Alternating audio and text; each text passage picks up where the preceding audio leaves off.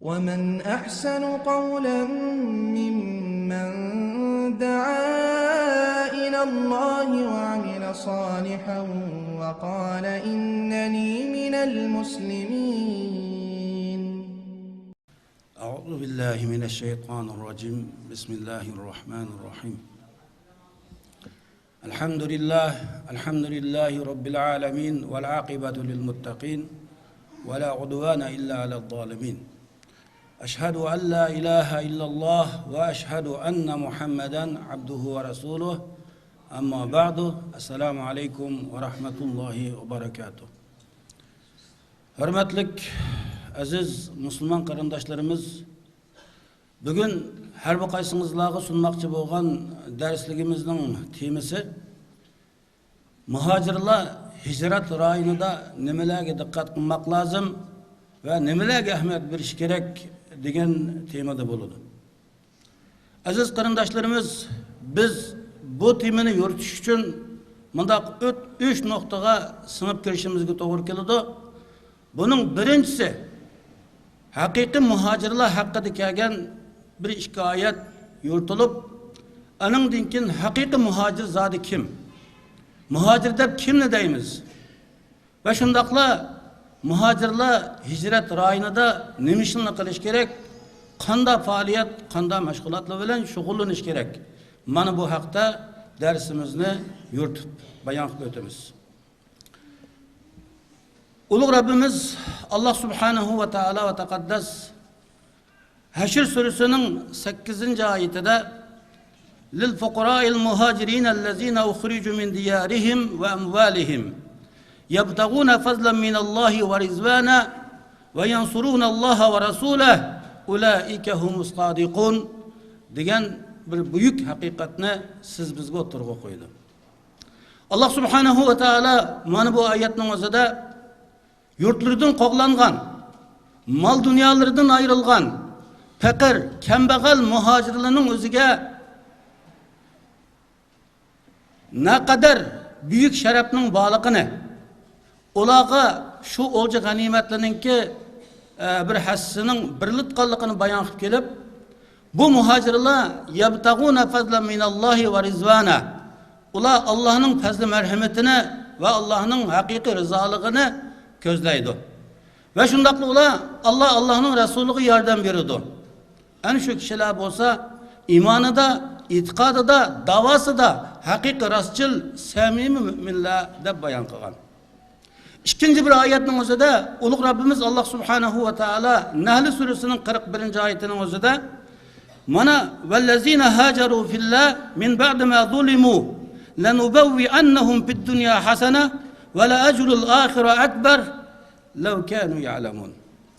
Allah subhanahu va taala mana bu oyatning o'zida zulmga uchirgandan keyin, zulm qilingandan keyin ular Allah haqida, Allah'ın yolunda hicret kılgan mana bu muhacirlerin özünü biz dünyada en isil makallaştırımız, en yakşı cayğı makallaştırımız. Eğer ular biladigan bolsa, ahiretinin ecri savabı, cennet en büyük, en yakşıdır deb bu hakikatini oturup koydu. Üçüncü bir ayette ulug' Rabbimiz Allah subhanahu ve taala ve men yuhacir fi sebilillah yecid fil ardı muragamen kesira. Kim Allah'ın yolunda hicret kılsa bu kişi yeryüzünde çıkışılı ve kengri asayişliğini tepudu dedi. Endi biz mana şu 3 ayette bayan kılıngan meselelerine bir dikkat qilib bakaylı. Birinci ayetinin o'zida ulug' Rabbimiz Allah subhanahu ve taala muhacirlarning Allah'ın rızalığını, Allah'ın fazli merhametini talep kıldıqanlığı ve şundaqla Allah ve Allah'ın Resulü'ne yardım berdiganlığı. Bu hakikatlar bayan kılıngandan keyin mana bu kişilerin hakiki davasida, itiqadida, imanida rastçıl bo'lgan kişiler ekanligi o'tirib qo'yilgan. İkinci ayette zulm zo'ravonlikqa duchor bo'lgandan keyin mana bular Allah'ın yolida hicret qilib chiqqan kişilerni Allah subhanahu ve taala ve taqaddasning yeryüzüde ularni en yaxshi joylashtirganligi, makonlashtirganligidan iborat mana bu haqiqatning o'zini o'tirib qo'ygan. 3-oyatning o'zida kim Allah'ın yolunda hicret qilib chiqsa, mana bu kishilarning yer yuzida chiqishda yo'li topatganligi va kengri azodlik, farovonlikka erishganligidan iborat mana bu haqiqat bayon qilib o'tilgan. Endi biz qarab baqalayki, bugun biz o'zimizni biz muhojir bo'lib chiqdik deganga o'xshagan shuarlarni to'layapmiz. Ammo ishlarimiz dunyoning sharqidan g'arbigacha ishlarimiz yurishmayapti. Acaba bu oyatning o'zida ulug' Rabbimiz Alloh subhanahu va taolo kim Allohning yo'lida hijrat qilsa, zulmga uchragandan keyin hijrat qilib chiqsa, biz ularning o'zini dunyoda eng yaxshi joylashtiramiz, makonlashtiramiz degan mana bu haqiqatlar o'tirib qo'yilgan bo'lsa, nima uchun bizning bugungi holatimiz o qadar zaifona holatda turadi? Masala shuki, biz har qanday bir amalni qilishda, har qanday bir faoliyat mashg'ulotlarni ijro qilishda bizning niyatimiz durust, qalbimiz xolis, amaliyatimiz Qur'on sunnatga uyg'un bo'lgan vaqtida aningdan keyin Alloh subhanahu va taoloning va'dalari ham amalga oshadi, ham Alloh subhanahu va taolo bizni va bizning hayotimizni haqiqiy ma'nilik va ahamiyatlik o'tkazadigan bir farovonlikni, dunyoda ham izzatlik, hem ahiret hem vaqtlik bo'lgan müminlerden bulaştın ibaret bu şerefnin özüne siz bizge müşerref kılıdı. Ondaqda mana bu ayetning o'zida o'tirib qo'yilgan haqiqiy farovonlikka erishalaydigan, chiqishini topalaydigan, kengirchilikni topalaydigan mushundaq haqiqiy müminlar zodi kimlar?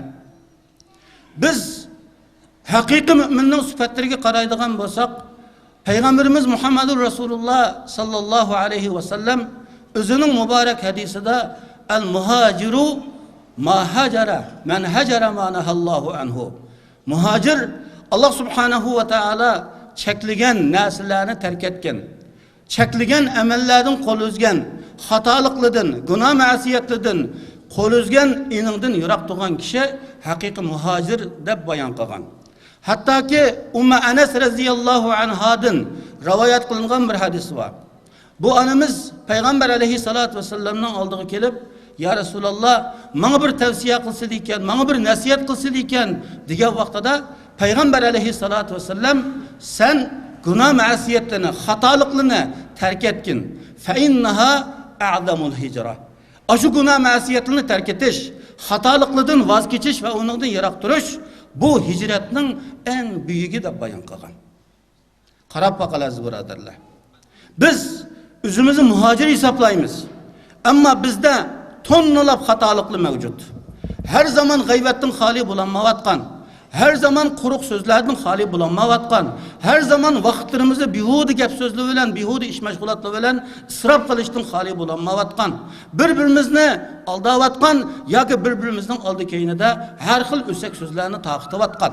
Hakiki bir muhacirge has boğan süpetini, muhacirge has boğan bir alahidilikni özümüzde mücessem kılanmavatkan bir kürünüşle silibizde mevcut olavatıdı. Peygamber aleyhissalatü vesselam Haccetil Veda'da Ala ukhbirukum bil mu'min. Men sizlarga haqiqiy mu'mindan xabar qilmaymanmi deb bayon qildi. Peygamber aleyhissalam mushu hadisda haqiqiy mu'minni, haqiqiy musulmonni, haqiqiy mujohidni sifatlab kelib, eng oxirida haqiqiy muhacir vel muhaciru men hajaral xataya ve zunub. Muhacir xatoliklarni, gunoh ma'siyatlarni terk etaligen, iningdan voz kechaligen kishi mana bu haqiqiy muhacir bo'ladi deb Peygamber aleyhissalatu vesselam o'tirib qo'ygan. Bir kishi eng avval Allohning nusratiga loyiqlashalaydigan, Allohning g'albisiga muvaffaq bo'lalaydigan haqiqiy bir muhacir bo'lish uchun u quruq so'zdan, Qur'on, diniy ta'limotlarga yuzini olsa, uxlashdan, jay namozga yuzini olsa, bihuda kinolarni ko'rib huzurinib o'tirishdan, Qur'on tilovatlariga yuzini olsa, bir-birining oldikayni g'aybat qilib, o'sak so'zlarni taqitishdan, o'zaro bir-birini bag'riga besib, umlik ittifoqni amalga oshirishga yuzini olsa, mana bu haqiqiy muhojirning sifati aziz birodarlar. Agarki biz men muhojirga deb qo'yib, mencha adam yo'q, mencha katta adam yo'q deb bir-birimizni bag'rimizga basmaydigan, bir-birimizni maydasidan ittiradigan, hatto yakki inkorchilikdan kollektiv inkorchilikni maydonga chiqaradigan, davomli mencha adam yo'q, mellanuvchi deydigan bu holat maydonga chiqib qolsa, umlikmi yo'q, ittifoqlikmi yo'q, muhojirlik sifatmi yo'q, oxirgi hisobda zarlanimiz, qaqshaymiz, yig'laymiz, nusratdan xoli bo'lib qolamiz.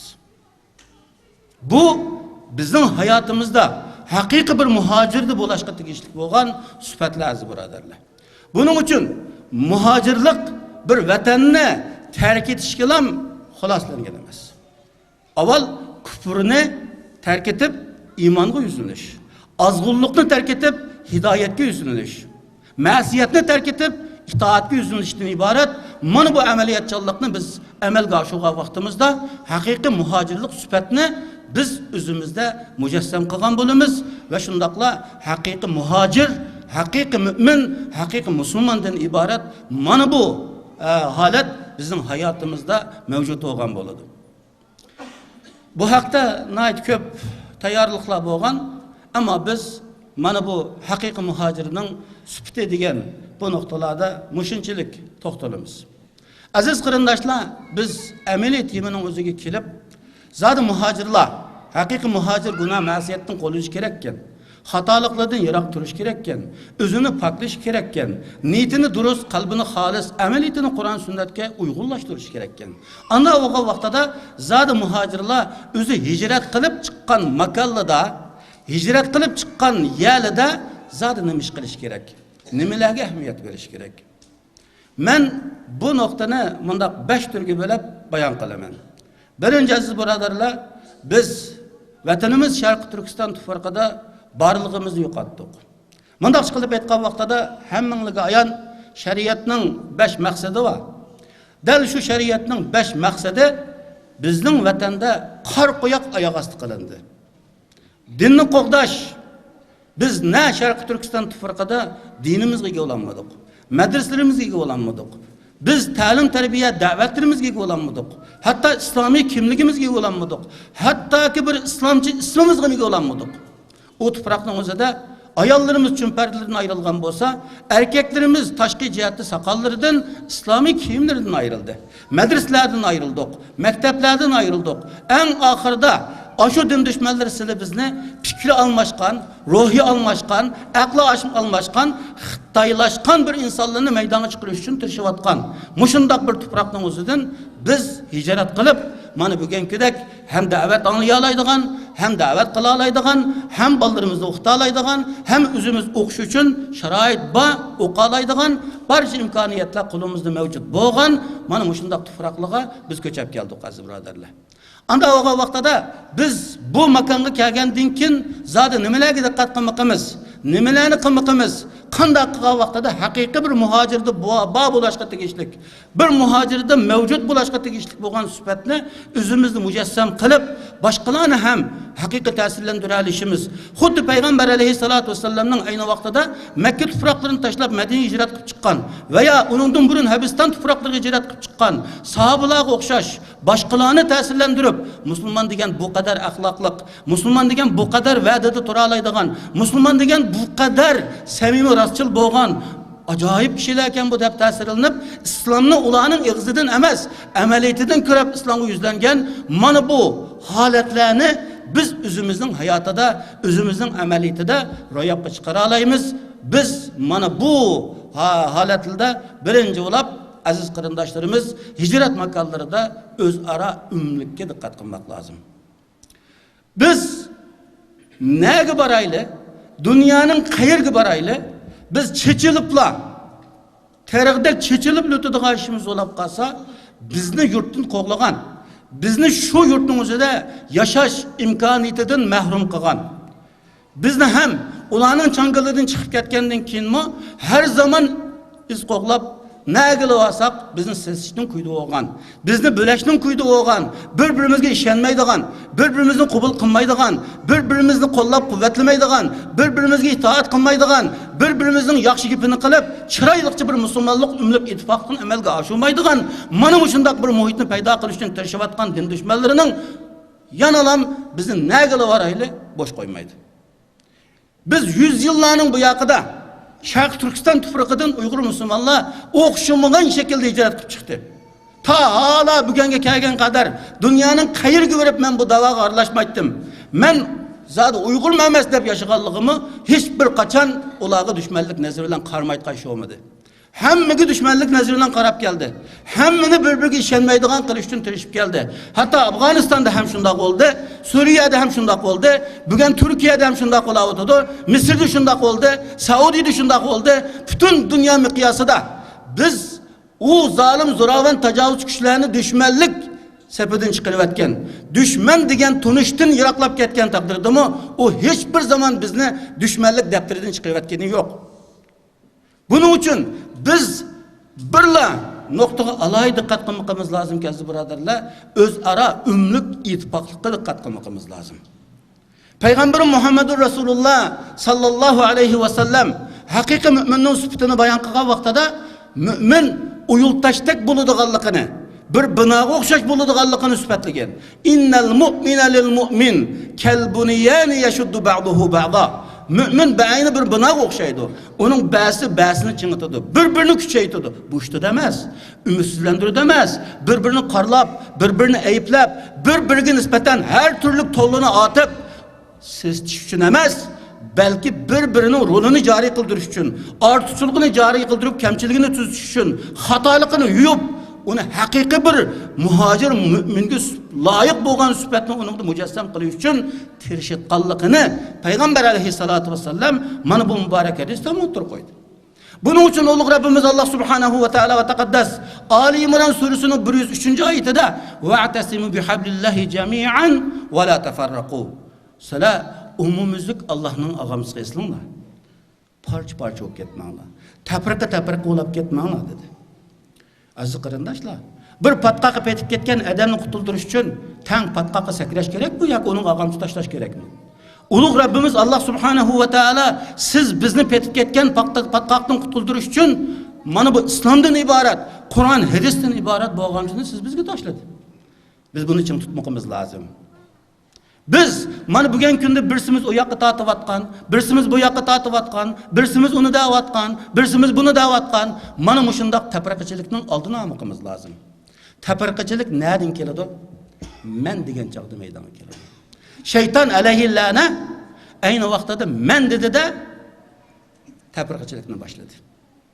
Allah subhanahu va taolo va taqaddas Adam alayhi salatu vasallamni yaratib, barliq farishtalarni hürmetleş seydisini qilishga buyurgan vaqtida şeytan alayhi la'naning o'zi dediki xalaqtani min nar va xalaqtahu min tin ana xayrun minhu dedi.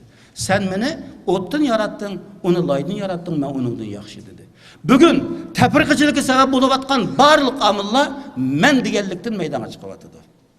Men cho'ng bo'lsam, men boshliq bo'lsam, hamma menga itoat qilsa, hamma mening chapinimni kitasa, hamma menga agassa, gap mening bo'lsa, so'rin mening bo'lsa, hurmat mening bo'lsa, manfaat mening bo'lsa deganligimiz uchun ham mana taparqachilikka sabab bo'layapmiz.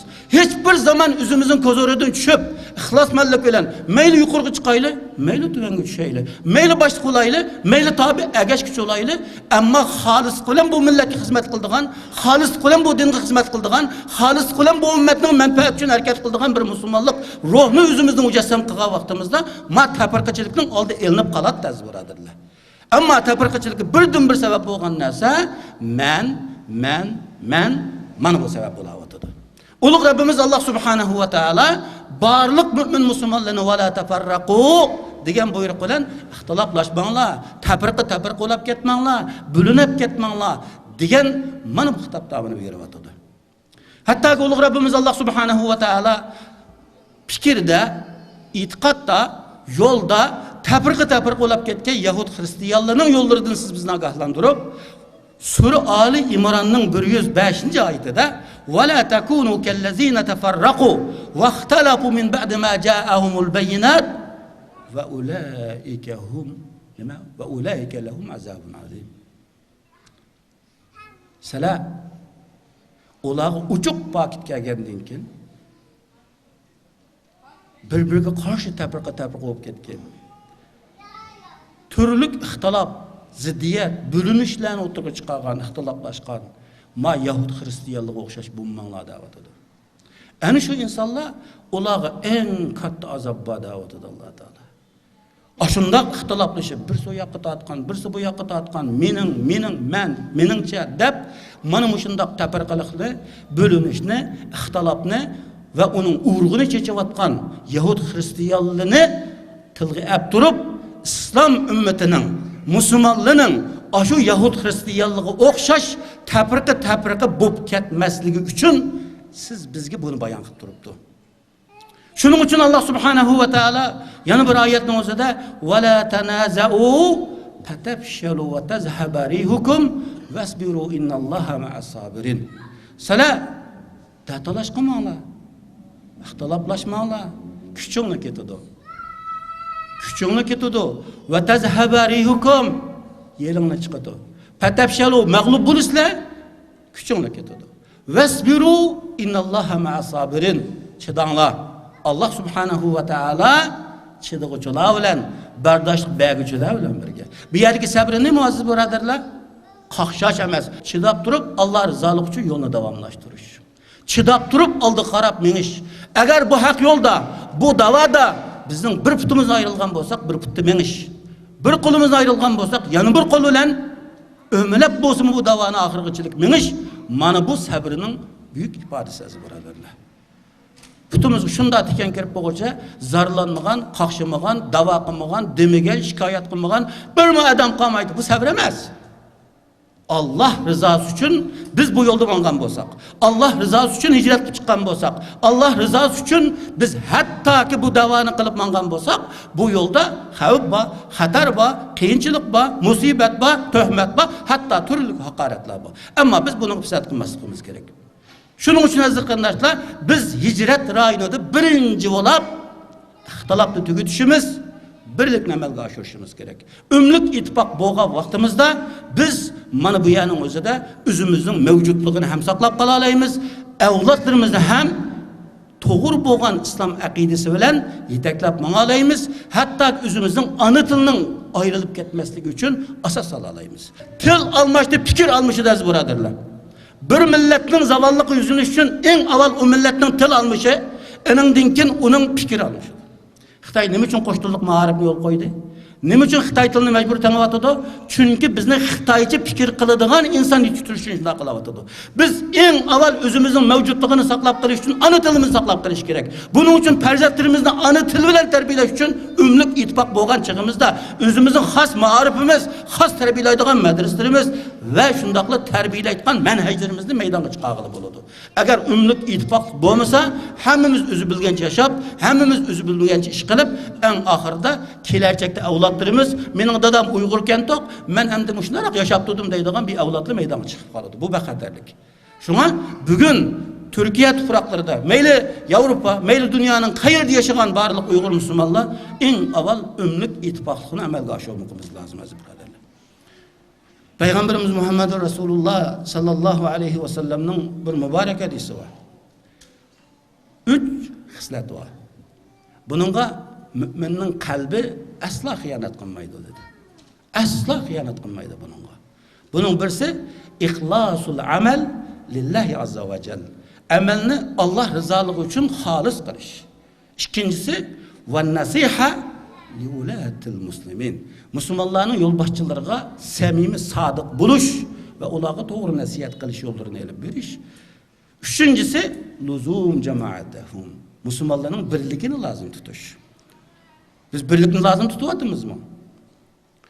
Biz eğer bu birlikni lazım tutmaydigan ishimiz bo'lib qolsa, agar umlik ittifoqlikni amalga oshirish uchun bu qadamni to'g'ri bosmaydigan ishimiz bo'lib qolsa, oxirida bizga har xil fikrlar o'tirib chiqadi. Bugun har xil fikrlarning o'tirib chiqish sabab bo'lgan narsa biz boshtalab birlikni insof bilan bir yerda haqiqiy birlik qurolmaganligimizdan bo'ldi. Agar yana shundoq birlik amalga oshmaydigan ish bo'lsa, biz parcha bo'lumizda bugun Xitoy tajovuzchiligiga nisbatan singishlik yo'q bo'lamiz. Birisimizni indin tortadi, birisimizni mindin tortadi. Har xil fikrdagi insonlar maydonga chiqadi. Oxirida o bizning da'volarimiz butunlay bekorga ketib qoladi. Ikkinchi aziz birodarlar, hijrat rayoniga chiqqan, muhojir bo'lgan musulmonlar hijrat rayonida ikkinchi rioya qiladigan masala Şu o'zi hijrat qilib chiqqan rayondagi har qaysi millat musulmonlarning urf odatlariga ahamiyat berish va hurmat qilish kerak. Madamiki urf odatlar Qur'on sunnat zid kelmasa, islom aqida zid kelmasa, hatto uningga qatnashish. Deyishing mumkinki bu axunum nimalarni da'vat etadi. Biz hech bir zaman o'zimizning ra'yi va o'zimizning xohishini gap qilmayapmiz. Payg'ambarimiz Muhammad Rasululloh sallallohu alayhi va sallamning hayotini asos qilib gap qilyapmiz. Qur'on sunnatni asos qilib gap qilyapmiz aziz birodarlar. Payg'ambar alayhissalatu vasallam nima dedi? Abi Hurayra radhiyallohu anhu rivoyat qilingan bir muborak hadisda al-muslimu man saliman nasu min lisanihi va yadihi. Yani bir rivayette el-muslim men selimel muslimuna min lisani vel muhacir men hecere ma nahallahu anhu deb keladi. Ma rivayette el-muslimu men selimen nasu min lisanihi ve yadi. Müslüman insaniyet. Kim o insaniyet? Aziz qarindoshlar, kim o? Qaysi aqidada olsun.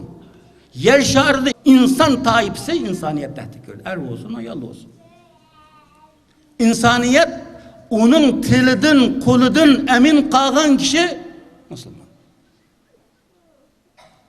Qaranglar birodarlar. Biz haqning yurtiga chiqimizda haqni yaratmaymiz. Ularga har xil chaponlarni ko'gizimiz. Har xil batnomlarni atishga odatlangan. Biz bir qatim insof qilib boqmadik. Bir qatim insof qilib boqmadik. Bizde haqiqiy bir muhacirde bulaşqa tegishlik sifat amalga oshsa, bizning hayotimiz haqiqiy ansar maydonga chiqadi. Biz o'zimiz haqiqiy muhacir ololmay turib, haqiqiy bir muhacirde bulaşqa tegishlik sifatni mujassam qilmay turib, bizga ansar bo'lsa bo'ladi. Avval ansar bo'lish uchun muhacir bo'ling. Siz boshqalardan yaxshilik kutish uchun siz yaxshi bo'ling. Boshqalarning qo'llashini qo'lga keltirish uchun siz boshqalarga insof qiling. Shunda qilgan vaqtingizda boshqalarning qo'llashini qo'lga keltira olasiz. Boshqalarning haqiqiy himoyasiga erisha olasiz. Siz har zaman osh bergan qozonni chaqaman desangiz, illiq chiroyga qapoq turib muomala qilsangiz, har zaman ishni buzaman desangiz, qandoq haqiqiy ansar topa olasiz? Payg'ambar alayhisalom haqiqiy musulmon, insoniyat uning qo'li jinidan amin qolgan odam haqiqiy musulmon da'vat etdi. Haqiqiy mu'min İnsaniyet özünün qani, jini ustida onun amin bo'ladigan adam haqiqiy mu'min da'vatidir. Qani qarab boqaylik birodarlar. Biz haqiqiy muhojirlik sifatini o'zimizning hayotida mujassam qilaylik. Mana bu musulmonlarning hijrat rayonida, muhojirlik hayotida ahamiyat berishga tegishlik, diqqat qilishga tegishlik bo'lgan 3-nuqta Müslümanlar her zaman zalim, zoravon tecavüzcü kişiler tarafından palallık oturga çıkarılgan yalgan yaltarak şuarlarının aldam haltısına kirip ketmezlik. Ve şunun bilen birge Müslümanlarını her zaman böleş karakterlik, özü hicret kılıp çıkan makallada olanı sessiz karakterlik, olanı yaman köksüz karakterlik hareketlerge urun vermeslik için ele davam tırışmak lazım. Peygamber Muhammed Rasulullah sallallahu aleyhi ve sellem'nin kıskığın hayatıga nazar saldığan bolsak, Peygamber aleyhissalatu vesselam nabuvvetning 5. yili tunji qarada 17 nafar kishini Habistan tuproqiga hijrat qilishga alayida buyurgan bo'ldi. Peygamber aleyhissalam Habistan tuproqiga sahabe kiramlarni hijrat qilishga buyurdi. Sababi u yerda zulmga uchurmayotganligini, hech bir zulmga duchor bo'lmayotganligini Peygamber aleyhissalam sahabe kiramlarga alayida ishorat qildi. Hatta u yerda Najashiydan iborat bo'lgan bir podshohning mavjudligi va uning qishida kishilarning hijrat qilib kelgan kishilarning zulmga duchor bo'lmayotganligini Peygamber aleyhissalatu vesselam tilg'ab turib, sizlar shu yerga beringlar dedi. Sahabe kiramlar Habistan tuproqiga chiqdi. Biz bu voqelikni kengaytib o'tirmaymiz. Ammo ular chiqqandan keyin Quraysh mushrikligiga nisbatan ularning changilidan chiqib ketdi. Ularning changilida tug'an kishilardan ularning changilidan chiqib ketgan kishilar eng tahlikali edi. En xatarli kishilar edi. Buning uchun ularni ikki xil yo'l bilan yo'qotish kerakdi. Birsi, ular chiqib olgan davlatning o'zi bilan diplomatik munosabat o'rnatib, har turli usul tadbirlarni qo'llanib, ularni bir amallarni qilib, o'z yurtiga qaytirib akilib yo'qotish kerak edi. Agar u amalga oshmasa, ularni shu tuproqning o'zida, ularni bag'riga bosgan, qanot ostiga olgan hokimiyatni qalaymaqon qilib turib, yoki ularni shu tuproqni sesitib yo'qotish kerak edi.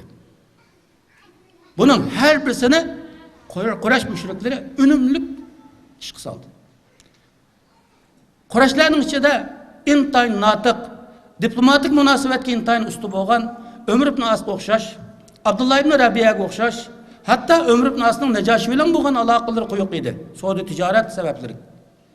Mana bu Ömür ibn As, Abdullah ibn Rabiyadan iborat bu kishini maxsus Najoshi bilan ko'rishish uchun tanlagan bo'lsa, hatta bularga nurg'unlagan so'g'i salomni tutqizib, Najoshi bilan ko'rishishdan burun Najoshining atrofidagi vazir huzuraligi maxfiy so'g'i salom tayyorlashdi. Maqsad bularning so'zlarini inovatli qilmoqchi edi ular. Buning har bir qadamini mushriklar bosdi aziz birodarlar. Har bir qadamni ular bosdi. Hatto ular turli tadbirlarni qo'llandiki, o'sha Habiston tuprog'iga chiqqan, chiqib ketgan muhojirlarni Makkaga epchil, chiroyli usul bilan qaytirib ketish uchun o qadar xizmatlarni qildi. Biz bu jarayonni so'zlasak, vaqt qistab ketyapti. Birinchi qatimda bular mag'lub bo'ldi, maqsadiga yetolmadi. Ikkinchi qatimda hatto Umar ibn As yengilginiga tanbamidiki, Isa alayhissalatu vassalam haqida. Bular Isoni Allohning o'g'li demaydi bular. Allohning bandasi deydi deb turib, Najoshining oldiga yana ikkinchi bir qatim anzi so'rab kirdi. Ammo Jabr ibn Abu Talibdan iborat bo'lgan bu kishi shu qadar o'tkir tili bilan, ravon zuvoni bilan, o'zining samimiy sadoqati bilan Najoshini ham qoyil qilib qo'ydi. Uchinchi nuqtada Ömür ibn As va u Abdullah ibn Rabiyadan iborat bu ikkisi bu muhojirni qaytirib ketish masalasida mag'lubiyatga uchirgandan keyin, g'alaba qozonmagandan keyin qanday qildi? Najoshining atrofidagi vazir huzuralari va Najoshining ichki hokimiyat sistemasida qalaymaqonchilik paydo qilishga urindi. Ma'lumotchilik paydo bo'ldi. Shu ma'lumotchilik o'tirg'i chiqqan vaqtida o'ylab baqinglarki, musulmonlarning hech birisi Najoshini taqa musulmon deb bilmaydi. Najoshining hokimiyati xristian hokimiyati edi. U yerdagi fuqaro xristian fuqarosi edi. Ammo musulmonlarga nisbatan joy berilgan, musulmonlarning qanot ostiga elingan bir tuproq edi. Najoshiga qarshi inqilob bo'ldi. Urush portladi. Sahabe-kiramlar bu qadar sarosimga tushdiki, biz bu Habistondan ayrilib ketsak, endi dunyoning nega ko'rib sarson bo'lamiz dedi. Biz Turkiyadan ayrilsak, nega ko'rib sarson bo'lamiz, ha? Kimlarning oldiga urib chiraysak atamiz. Bu farqni cho'ktirib etsak, bu yerda sesib ketsak, nega ko'rib turamiz siz birodarlar? Mana shu sahobalar u qadar ko'ngli yerim bo'ldi. Hatta Najoshining hokimiyatining qalbi qozonish uchun sahobalar duo qilganligiga tarixda nas bor. Najoshiga qarshi inqilob qo'zg'algan vaqtida sahobalardan birisini shu naq maydonni ko'zitib kirishga, ikki tarafda bo'lgan urushni ko'zitishga maxsus adam avatganligiga ham tarix nas bor. Buni biz nima deb tushunamiz? Sahobalar bu qadar ko'ngil bo'ldi aziz birodarlar. Bu qadar ahamiyat berdi. Najoshi shu vaqtning o'zida bir xristian hokimiyatining bir zungti. Habiston xristian bir hukumat edi. Xristianlarning bir markazi edi. Shu qadar bo'layotgan bir yerda musulmonlar dinini elib qochib, jismini elib qochib, musulmonlikni elib qochib, u zaminning o'zida ma'lum farovonlikka, ma'lum aminlikka erishgandan keyin yani ularni yurtdan qo'g'lagan kafirlar bosh qo'ymay, yani shu yerdami ularni sesitib yo'qotishning quyida bo'lgan bo'lsa, ular u qadar Najoshining hokimiyatining vayron bo'lib, g'olab tushib ketmasligi uchun duolarni qilib, ko'ngillarini yerim qilib ketishdi. Bugun qarab baqala, butun dunyo miqyosida musulmonlarga joy berayotgan, musulmonlarni qanot ostiga olayotgan. Nega qilyapsiz? Baldiringiz o'qita olaysiz, o'zingiz ham o'qiy olaysiz. nima desangiz deya olasiz, saqal qo'ysangiz qo'ya olasiz, hijoblansangiz qila olasiz, diniy kitoblarni o'ylaringizga qo'ya olasiz. Ammo mush holatning o'zidimi biz undaqda, ma mundaqda, bu haq mundaqkan, miyaga chiqib taqvoligimni o'g'ir qo'yadim. Sizning taqvoligingizni Turkiya tatib olmadi. O'zingiz tatib olyapsiz. Siz o'zingizga ahamiyat berishingiz kerak edi. O'zingizga talabni yuqori qo'yishingiz kerak edi. Shukrlikni tugatishingiz kerak edi. Umidvorlikni qo'zg'ishingiz kerak edi. Allohga haqiqiy yuzinishingiz kerak edi. Alloh bilan bo'lgan aloqa munosabatni quyuqlashtirishingiz kerak edi. Qur'on tilovat qilishingiz kerak edi. Kechilik qiyomlarni chim tutishingiz kerak edi. Diniy ustoz, diniy rahbarlaringizning peshini tutishingiz kerak edi. Diniy da'vat so'rovlarga har zaman kelishni o'zingizga odat qilishingiz kerak edi. Na tabliğdan o'zingiz chetga olasiz, na ustozlardan gap so'ramaysiz, na qilyapsiz, men bilaman. Milletning tamam fojialari bu milletning kishilarining johilligidan emas, balki jahil turib o'zini bilarman hisoblab qolgan boyqushlarning ko'pligidan bo'lib ketgan. Butun baloyafat shunday insonlardan chiqib o'tadi. O'zi o kadar bilimsiz qarqosak, ammo o'zini bilimlik hisoblab qolgan. O'zini donishmand hisoblagan. Shuni o'ylarlar, har masalani men bilaman deb kesivergan, pichivergan. Molluk ihtiyacı yok, ulumağa ihtiyacı yok, alimler ihtiyacı yok. Şunu olayalım, özbeşimçilik oturup çıkın. Yahu fikirler, her türlü idealar, her türlü göz kararışlar oturup çıkın. Şunu olan Müslümanların cemiyetinde daval kuşlar, bölünüşler, ihtilaflar, tefrikatçılıklar meydana çıkın. Bu kimnin paydası kelgen?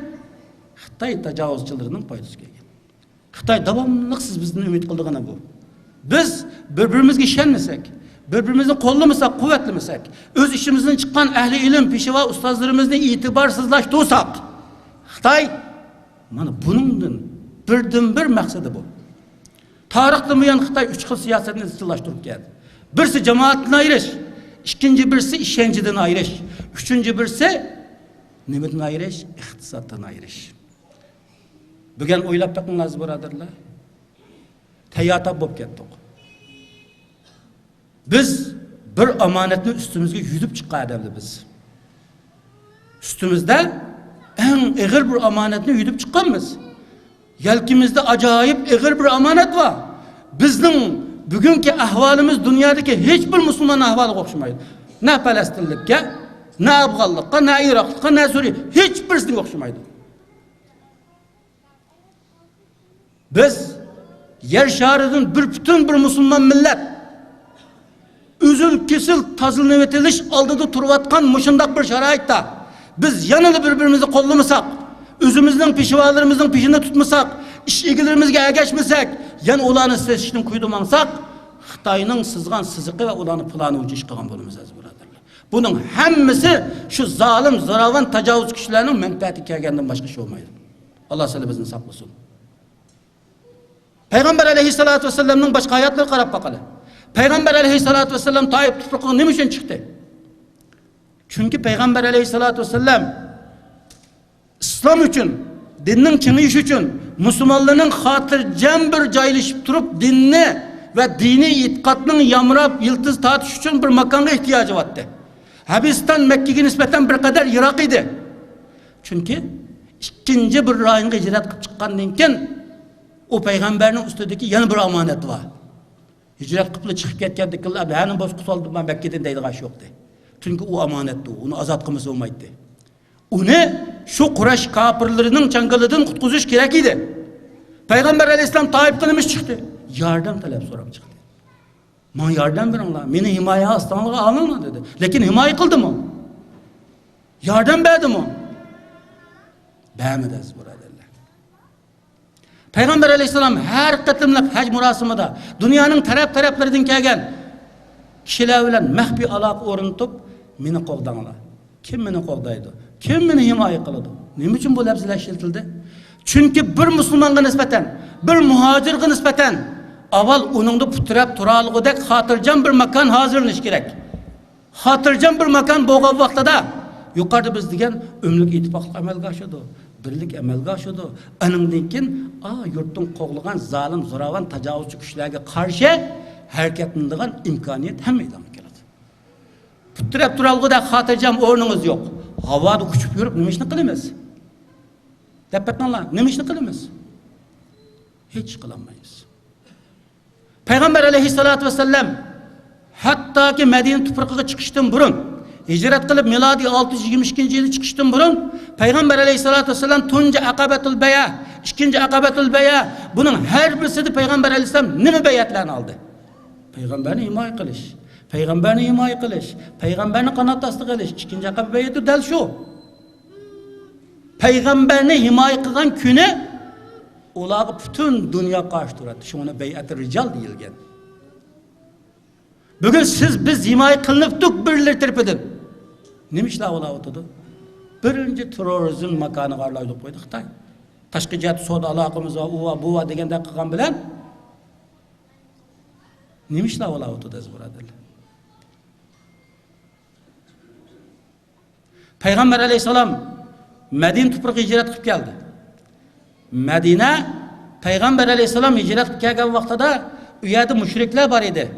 Yahudiler var idi, Hristiyanlar var idi. Hatta ki Peygamberge karşı Kureyş müşrikleri bilen mahbi til biriktirip bu İslami davanı büşügidilam ucukturuştun kuyuda olgan Abdullah ibn Ubey başçılığındaki münafıklar goroyu var idi. Ama Peygamber aleyhissalatu vesselam hiçbir zaman Medine tuprağında ulağa nispeten tedbir kullandı mı? Birinci kademde Peygamber aleyhisselam Medine'de hatırcam bir muhit hazırlaştırmıştı. Yahudiler bilen, Hristiyanlar bilen, müşrikler bilen kilişim tüzdü. Teniş, muhit bir hazırlaştırmıştı. Bunu hazırlayıp Peygamberini yurtun kovlagan Kureyş müşrikliğe karşı tayarlık kıldı. Bütün davanı şunun karattı. Biz çok ne kılıvasak düşmez deyimiz. Ne kılıvasak? İşini tertip bilen kılışını bilmeyimiz. Bayatlımız Habistan tıl kaldık. Habistan bilen bugün hatta Türkiye okşamdı. Depakan okşamdı. Her 5 vakit namaz azan tınşavatı şuna mı? Medreslerini kıravatı şuna mı? Müslümanların Müslümanca kiyinavatkan könüşlerini kıravatı şuna mı? Ama bir meselene dikkat kılan iken kandalı olmuşsun. Allı burun 100 yıllarca İslam'dan yaraklaştırılışkı karab bağ mangan bir millet ne? Bilir hakimiyet beşiğe çıkan 20 yıldan bu yakın demiş kılıvatıdı. İslam'ı söyleme girdi. Bugün bu toprakta 80% İslamlaşış muhiti şekilleniş karab bandı. Ne mi de dava kılaylı ki bu ne kadar biz için ehmiyetlik bir toprak ikenlik ki, biz için bir fırsat ikenlik ki, biz için birden bir mühim bazı ikenlikinden ibaret bu hakikat bizim köz aldığımızı ispatlanıp duruptu. Eğer biz bunu mu çöktürüversek, bu parkı mı çökep geçse, biz Mısır'dan koğlandı olduk. Saudi'ye batan mavatımız, ne varımız? Ne varımız buradır? Bunun için biz ikinci hicret rayına dikkat kıldığın ikinci amil Müslümanlar, üçüncü amil del üz hicret kılgan rayının özüde zalim, zuravan, tecavüz kişilerinin her xil siyasi neyranları ve ulanın ziyankeşliğinden saklanış için şu topraktaki her kaysi millet ve ula bilen boğan ittifakını amelge aşırış gerek ve şundakla ula zalim, zuravan, tecavüz kişilerinin ziyankeşliğine yol koyması için huşar duruş gerek. Bugün biz ne? Her türlük ideal ölen oyak buyak söylep durup onun kurbanına aylandırışkı taşıvatkan bir körünüşle bir havalı meydana çıkıvatıdı. Hatta ki birbirimizge nispeten her türlük havalı meydana çıkıvatıdı. Allah saklasın. Bugün biz üzümüzden 20 yıllık hayatı bir karab bakıla. Kazakistan'da aynı devrelerde Uygur Müslümanları kenar azadı yaşaytkan muhitli boğan bolsa, bugün şu muhit bam. Pakistan'da erkin azadı yaşaytkan muhitli boğan bolsa, şu muhitli bugün bağ mı? Başka yerlerde bağ mı? Yok. Hemen çöktürüp geldik. Bir yıllarda hatta işkir ülkelerde bizim çetellikmiş adamla da hürmet kıla geldik. Üyenim sestik. Şehir talaştık, kuç talaştık. Maşer menin de biski küteşip uruşup cidal kılışıp yuduk. Endi ma çetelge çıkıp mı yana nemin talışıvatkanımız inek emas bisimizge karşı nurgun fikirler, nurgun göz karashlar, nurgun ziddiyetler meydana çıkıvatıdı. Bunun için biz huşar olmamız lazım. Kiçen olmamız lazım. Mana bu hicret makanında biz birden bir dikkat kılmasak bulmaydıgan, ehmiyet vermesek bulmaydıgan meseleler şu hicret rayonidagi musulmonlarning ibodat usullari var. İbadet kaideleri var. Hareket meşgulat kaideleri var. Biz ularning seskinishini, ularning bizdan nafratlanishini, bizdan ökishini, bizdan yiroq turishini keltirib chiqaradigan har qanday amalni sodir qilishdan saqlanishimiz lozim. Kiravatimiz biz şu masjidlarga kirib bo'lg'ichiliklar imom xonim ikki tarafga salomni berib bo'lg'ichi guldirlab chiqib ketgan. Aziz birodarlar, Allah Teala Kur'an-ı Kerim'de münafıkның sübütünü tilga alganda münafıkның az zikir kıldıqalıqını tilga aldı. Ve la yazkurunallaha illa qalilan. Allah sizi bizden unda sübütünü özümüzge özleştirip kılıştığını saklasın. Allah'ın az yad etutu münafıklar dedi. Bu azgını zikredimi özümüzü cetke alsak. Subhanallah, elhamdülillah deyişti mi cetke alsak. Şu aldıraptın hep çıkımızda mescidin aldığı gayret kılışımız. Devlet alımız. Ya hep olamadık onu. Bunun için her bir Müslüman özüge o kadar talep koyuş gerek ki biz nemiş kıldık, nemiş kılavatımız. Bugün Kayseri'de bizge cay biravatkan, kanat astı kılavatkan bu kişilerin ki bizden kançılık razılığı var, kançılık narazılığı var. Eğer biz muş halet ketiyle versek bu parkıtımı çöktüreş ihtimalimiz var mı yok mu? Bunu obdarak oylanış gerek. Eğer muşu tuprakның özüde bir Uygur'dan çatak çıksayız buradarlar, hemimiz okşa sesiyimiz. Çandanlı gibi ne? Bunun için uykumuzu içiş gerek. Biz her vakit bunun dinkinki takdirimizden içinişlik bir algı kapitalizmin aldığını elişi gerek. Bunun için ömürlük ittifakına melgaşış gerek. Birbirimizi kollap kuvvetleş gerek. Her zaman nemiş kılmakçı olsak iş ilgilerden soraş gerek. Ulu Rabbimiz Allah Subhanahu ve Teala Kur'an-ı Kerim'de Ya eyyühellezine amenu ati'ullaha ve ati'ur rasul ve ulul emri minkum. Allah'ın Resulü'ne itaat kılanlar öz içinden çıkan iş ilgileri itaat kılanlar. Mana iş ilgileri, mana turuptu. Böyle bugünkü gündüzde öz içinden çıkan dini alımlarını sesçiden kuydu olavatdı. Bunu kim kılgandı sılınca? Xitaydan başkası kılmaydı. Abdülkadir Damollam kim tarafından katlam kılındı? Kim tarafından? Taşki güçlerinin kuturuşu neticesinde özünün nimiş kığınını bilmeydiğen cahil Ahmet Mazin'deki insanların koluyla bıçaklap şehit kıldı. Abdülhalik Uygur kim tarafından katlam kılındı? Dünyalık menfaatin başkını oylamaydiğen şahsiyetçi Ruzumollu'daki insanlar tarafından katlam kılındı. Ruzumollu öldürmesi mi? Ama aşı çaktı, hıyanet kıldı, satkıllık kıldı. Biz bu hicret rayında birbirimize ses tutkan işini kılmasımız gerek. Birbirimizden çavusunu çıktı yaymasımız gerek. Hatalık olsa çıraylık üzgü deyişimiz gerek. Ama biz her bir kademde, her bir işte millet içinden çıkan iş ilgilerinin aldığı verip ulardan fetva sorup her bir kademne Kur'an sünnetine uygun besişimiz gerek. Peygamber aleyhissalatu vesselam özünün mübarek hadisinde Allah subhanahu ve teala menin ümmetimni zalalet üstüge asla birleştirmeydi. Ümmeti deb tilgaylangan bu yerdeki ümme ehlul ilmi ve ehlul fuqaha deb tafsirletken. Bir mollamma ezip ketip qala, yana bir mollamma ezip ketip qala, andaqda bire yüzlerce mollamның hemmesi ezip mi ketip qala mı? Şunun için uykunun açımını aziz qarandaşlar. Bugün sizge her zaman Kur'an sünnetinin royu bunca din yetkizip atkan, Kur'an sünnetinin royu bunca sizlerini iteklep atkan, her zaman sizlerin menfaatini için iş kılıp atkan, sizge tebliğ qilib bergenge ecir talep kıldık mı? Yolda mansanımı salamla unutup ketip kalasızlar. Allah saklasın. Biz her zaman bu dinni halis bilen yetkizip atımız. İnşallah. Allah halis oğul nasip olsun. Ama millet ta hazırgıçılık özünün yolbaşçılarını tunumavatıdı. Pişivalarını tunumavatıdı. Ehli ilimlerini tunumavatıdı. Şu tunumuğallıkımız sebeplik bir Türk'üm gebden meddalı oturduğu çıkıyordu. Peygamber aleyhissalatu vesselam özünün mübarek hadisi de seyati alen nase zamanun qalilun fuqahauhu kesirun khutabauh.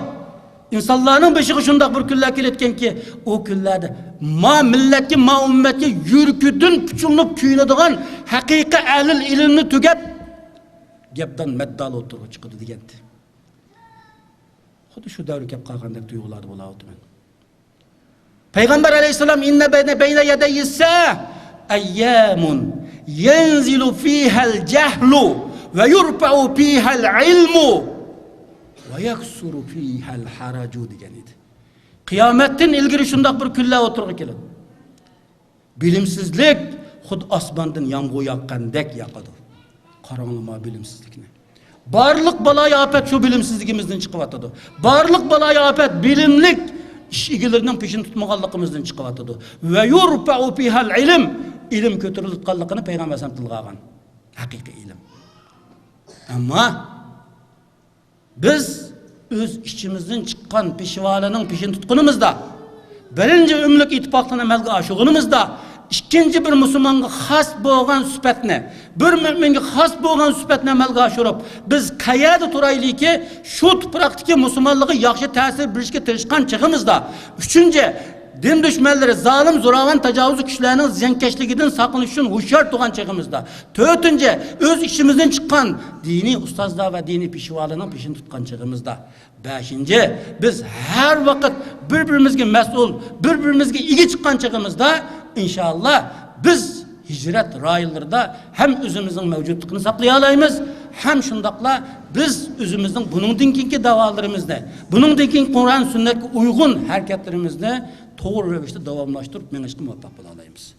Ulug' Rabbimiz Alloh subhanahu va taolo va taqaddas barliq bu so'ringa yig'ilgan musulmon qarindoshlarimizning bu darsdan unumli manfaatlanganlar Allah nasip qilsin va bu so'ringa kelinmagan barliq qarindoshlarimizga ulug' Rabbimiz Alloh subhanahu va taolo haqiqiy insof berib, buningdan keyin shundoq da'vat so'rinlariga top bilan kelib, diniy ustozlarning tabligh nasihatlarini anglab, tushunmagan taraflar bo'z chiroyliqcha so'rab, bilishga, tushunishga, amal qilishga Alloh nasib qilsin. Va axiru da'vana anil hamdulillahi robbil alamin.